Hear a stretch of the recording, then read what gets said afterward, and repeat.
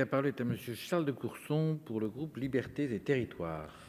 Monsieur le président, monsieur le ministre, monsieur le président de la commission, monsieur le rapporteur général, mes chers collègues, moins d'un mois après l'adoption d'une première loi de finances rectificative, nous voici réunis pour amplifier assez largement les dispositifs d'urgence face à la crise actuelle. Nous sommes entrés dans une récession qui s'annonce d'une rare violence avec un produit intérieur brut en contraction de 8%. Notre économie est fortement ralentie et certains secteurs sont durablement à l'arrêt. Face à cette situation, le gouvernement a fait le choix de recourir massivement à la dépense publique et à l'emprunt pour éviter un effondrement économique et social. Nous vous le disons d'emblée, mes chers collègues, la majorité des membres de notre groupe votera le compromis trouvé avec nos collègues sénateurs lors de la commission mixte paritaire. Mais nous devons cependant regretter un manque de vision d'ensemble et nous interroger, mais qui au final va payer la note ? Oui, l'ampleur de la crise sanitaire et ses conséquences socio-économiques imposent une réponse rapide et massive. Mais nos déficits publics sont multipliés par 4, passant de 50 milliards en loi de finances initiale de 2020 à environ 200 milliards en loi de finances rectificative. 200 milliards d'euros, mes chers collègues. Ce chiffre est plus parlant que les 9,1 points de PIB souvent mentionnés. Mais ramené à chaque actif français, c'est 7 434 euros supplémentaires, soit 3,3 mois de salaire moyen d'un Français de dette supplémentaire. C'est ça la réalité. Quelques remarques sur la répartition de ces déficits. Pour le seul État, il s'établit à 185 milliards d'euros.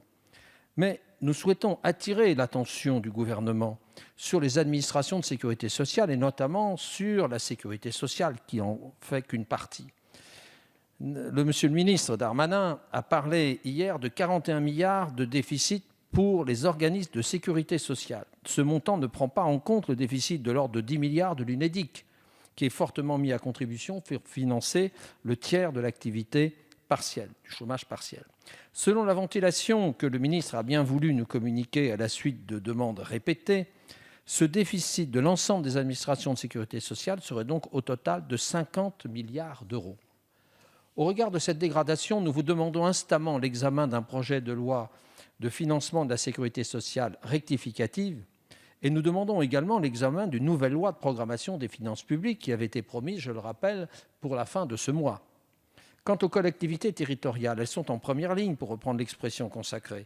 Le président de la République s'est entretenu aujourd'hui avec des maires et des représentants d'associations de maires. Je n'oublie pas, pour ma part, les départements et les régions également fortement mobilisés.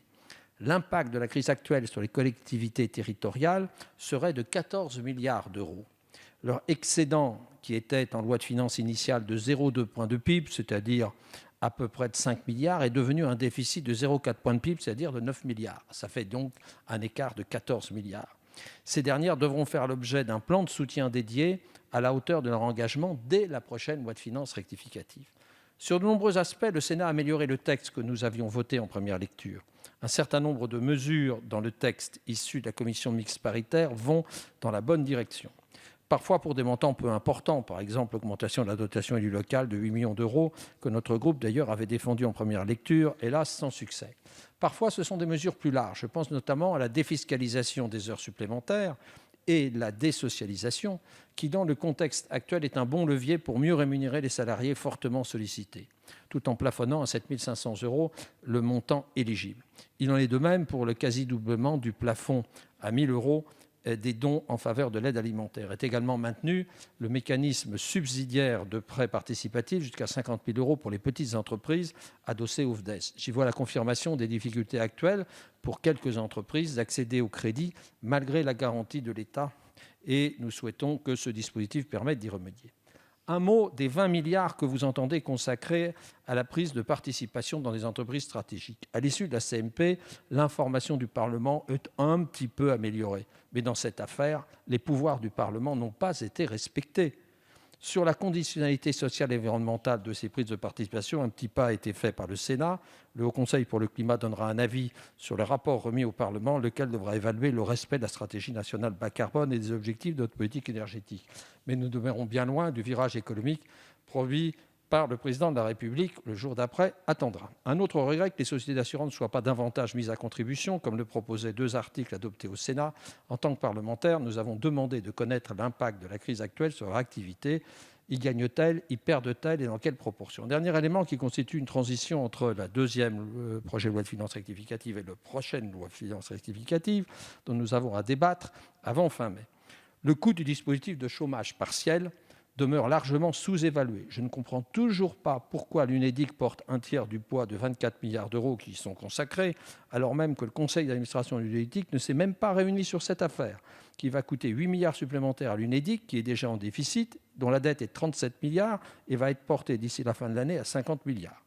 Or, l'enveloppe sera au final bien plus lourde. De combien? C'est difficile à dire, mais ce sera au minimum 30 milliards d'euros, comme le rappelait le président de la commission des finances. Nous aurons, mes chers collègues, à y revenir dès la prochaine loi de finances rectificative. En conclusion, notre groupe votera majoritairement pour cette seconde loi de finances rectificative, mais une forte minorité s'abstiendra. Merci, mon cher collègue.